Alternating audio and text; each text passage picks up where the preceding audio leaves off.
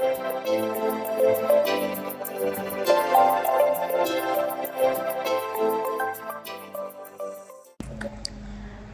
teman-teman semuanya, apa kabar? Kembali lagi di Ruang Bisnis bersama saya, Nesa, selaku host yang akan menemani kalian dengan obrolan seru seputar bisnis dan tren masa kini. Nah, di episode kali ini kita akan membahas bisnis yang emang menarik banget nih teman-teman, yaitu bisnis menjahit. Dan spesial banget, kita juga udah mengundang salah satu narasumber kita yang merupakan pebisnis penjahit, yaitu Dini. Halo semua. Senang banget kamu bisa hadir di acara kita pada hari ini. Sebelum itu boleh perkenalkan diri terlebih dahulu. Oke. Halo semua, kenalin aku Dini, mahasiswa Universitas Gunadarma, dan hari kali ini aku udah masuk ke semester 5. Gimana nih kuliahnya, lancar gak atau udah mulai stres? Alhamdulillah lancar, tapi emang dibarengi sama stres-stres sih ya pastinya. Nah, sebelum kita mulai ngobrol lebih jauh nih, boleh dong cerita sedikit gimana sih awalnya kamu memulai bisnis jahit ini? Oke.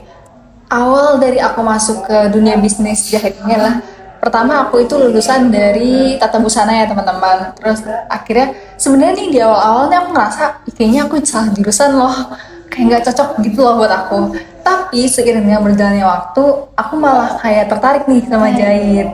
Dan menurut aku ini tuh bisa menjadi peluang untuk kita ya, meningkatkan skill kita.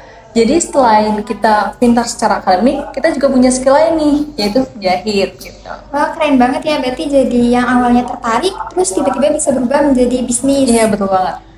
Selain itu, aku penasaran nih barang-barang seperti apa sih yang paling sering kamu jahit? Kalau aku pribadi, karena kan aku ini ya, di sekitar aku tuh kebanyakan orang-orang pakai kebaya. Iya. Jadi emang produk yang sering aku terima adalah request untuk jahit kebaya gitu sih Kak. Selain barang-barang fashion gitu, apakah kamu memiliki rencana untuk menjahit barang yang lain kayak misalkan boneka atau gantungan kunci gitu? Kalau aku pribadinya aku lebih tertarik kayak tas gitu Kak. Ya. Karena kan orang-orang sekarang udah mulai ada yang bikin tas handmade gitu kan. Jadi tuh aku rencana untuk masa depan nih teman-teman, aku tuh kayak punya, selain aku jahit baju, celana, aku tuh juga bikin suatu produk kayak tas gitu. Apalagi kalau buat anak kuliahan yang cewek ya, Bener kayak banget, tote bag ya. gitu. Terus apa aja sih tips untuk menjaga kualitas barang jahit kamu ini biar menarik bagi pembeli atau pelanggan? Oke. Kalau aku pribadi, gimana cara menjaga kualitas itu, kita harus bisa memilih-milih bahan yang kita akan gunakan. Kita harus tahu nih kebutuhan dia apa sih, kayak kebaya kah, berarti kita harus bisa mencari brokat yang bagus. Terus misalnya klien kita minta blus, terus juga harus bisa milih katun yang bagus, jangan asal-asal main adanya ini terus main ambil aja, jangan gitu. Kita harus bisa gimana nyesuaiin request klien kita supaya nanti klien kita juga puas sama hasil apa yang kita bikin gitu. Terus kira-kira apa sih tantangan besar yang kamu hadapi dalam menjalani bisnis ini? Terus gimana cara mengatasinya? Oke, kalau tantangan ini tuh sebenarnya udah umum banget ya, yaitu rasa males. Ya, Pasti setiap orang punya rasa males kan ya. Nah, kalau aku pribadi emang tantangan menurut aku itu adalah rasa malas yang aku punya, kayak di saat melihat orang lain mungkin kerjanya depan laptop gitu kan ya.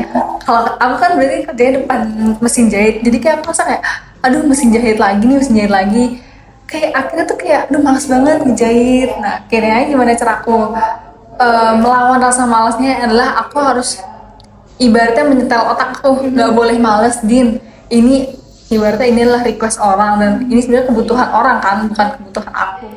Makanya aku harus bisa bertanggung jawab sama apa yang udah aku ambil nih gitu.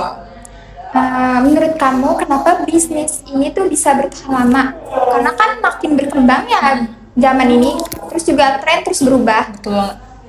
Kalau aku pribadi mikirnya karena kalau jahit gitu ya bisa minta request ke penjahitnya, kayak misalnya kita mau bikin baju nih, nanti minta request lengannya segini ya, sepanjang ini. Karena kan kalau misalnya kita beli langsung jadi ke orang, ada yang mungkin bahannya terlalu panjang di kita, Atau ada yang kurang bagus? iya benar. Nah, kalau menurut aku kenapa ini bisa bertahan, karena itu bisa menjadi kesenangan orang untuk ibaratnya sesuai dengan requestan mereka gitu. Kalau aku, Kalau buat kedepannya, apakah bisnis ini tuh bakalan ada inovasi gitu atau?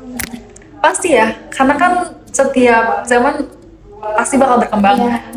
Baik secara apapun sih menurut aku, dan termasuk di jahit ini pasti bakal ada inovasi. Tapi untuk saat ini, jujur aku belum memikirkan apa bentuk inovasi itu. Tapi menurut aku ya pasti bakal ada gitu.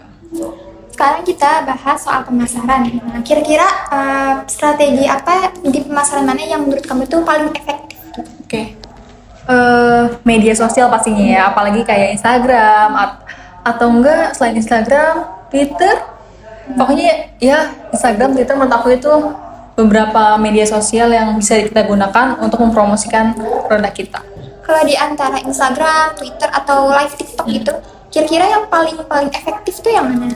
Tentunya zaman sekarang itu live TikTok ya, karena kan semuanya dijual di live TikTok nih sekarang, dan orang-orang pun lebih interest live TikTok ya, karena kan ibaratnya kita bisa menunjukkan produk kita nih, nunjukin kayak orang nanya gimana sih kak itu bahannya, terus panjangnya berapa cm, terus mereka kan bisa nunjukin sambil ngukur gitu mungkin. Terus juga di TikTok fiturnya juga lumayan banget. Bener kan? banget. Apalagi sekarang ada gift segala Benar-benar macam. setuju.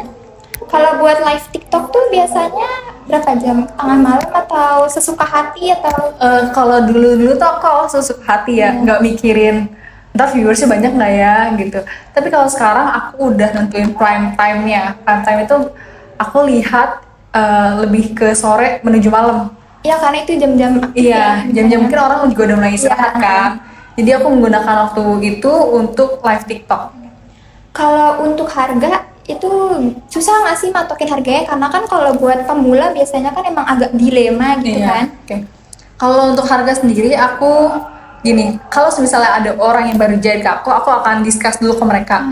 Kayak misalnya aku ngelis nih barang apa aja aku beli, bahannya, benangnya, terus mungkin ada tambahan barang-barang lain tuh aku akan rinciin dulu ke mereka, dan akhirnya mendiskus dulu ke mereka kayak kira-kira kalau harganya segini gimana, untuk kamu keberatan nggak. Tapi kalau memang itu udah customer lama, aku biasa langsung sih, karena kan mereka juga udah tahu ya keperluannya apa aja gitu. Kalau misalkan pas live TikTok nih, kira-kira tuh ada tantangannya nggak sih kayak buat narik konsumennya gitu Oke. kan? Kalau menurut aku ada ya, Iya. apalagi kita harus jago-jago ngomong. Gimana cara kita Biar menarik. ya bisa menarik perhatian penonton, kita harus bisa menggunakan kalimat-kalimat persuasif yang baik supaya oh pasti jadi dia bagus nih, produknya bagus nih gitu. Yang terakhir nih ya, boleh dong kasih tips buat teman-teman yang emang mau menjalankan bisnis ini? Oke. Kalau dari aku pribadi sih sebenarnya ini umum banget ya, tapi kalian harus mau untuk pertama belajar, harus selalu mau belajar, karena kan ini soal menjahit ya, kita harus ibaratnya Apalagi tangannya juga iya harus benar, laten. tangan tuh harus laten, kita harus sering-sering praktek teman-teman, jangan kayak menganggap oh jahit doang mah gampang, tinggal lurus gini. Iya, emang ada beberapa bagian jahit yang tinggal lurus aja, tapi kalau semakin kita sering menjahit, kita akan ibaratnya tahu nih kurangnya kita di sebelumnya apa sih gitu. Makanya menurut aku kita harus bisa terus belajar ya, apalagi kan menjahit ini kan berhubungan dengan desain ya teman-teman. Jadi bukan soal kayak kita jahit satu baju nih misalnya blus gitu ya, terus kan nggak mungkin kita akan menerima jahitan blus semua. Kita pasti akan menerima berbagai macam request dari Berbagai customer. macam ini ya, bahan-bahan Desain, juga. ya, benar juga. Makanya kita harus terus belajar, jangan pernah kayak itu mah jahit gitu doang gitu. Enggak, jangan teman-teman, karena kita harus belajar. Intinya kita harus punya semangat yang Tinggi ya. tinggi untuk belajar gitu. Itu sih dari aku. Wah, keren banget ya perjalanan Dini untuk membuka bisnis ini dari awal mulai sampai sekarang. Pasti juga banyak banget pengalaman yang udah didapatkan dan dilalui, mulai dari mikirin produknya, mulai terus idenya, terus juga harus mikir nih gimana cara menghadapi pesaing, karena kan tren terus berubah. Nah, karena kita udah di penghujung acara, segitu aja pembahasan dan diskusi kita pada kali ini. Terima kasih juga untuk Dini atas Terima kasih waktunya, juga. karena udah mau hadir di acara kita pada kali ini dan sharing pengalaman bisnis nih. Semoga apa yang aku sampaikan ini bisa bermanfaat ya untuk teman-teman yang lain. Semoga bisa bermanfaat buat teman-teman yang emang mau mulai menjalani bisnis. Terima kasih juga kepada teman-teman semua yang sudah mau menonton acara talk show kita pada hari ini. Saya Nesa selaku host pamit undur diri, nantikan episode berikutnya. Dadah!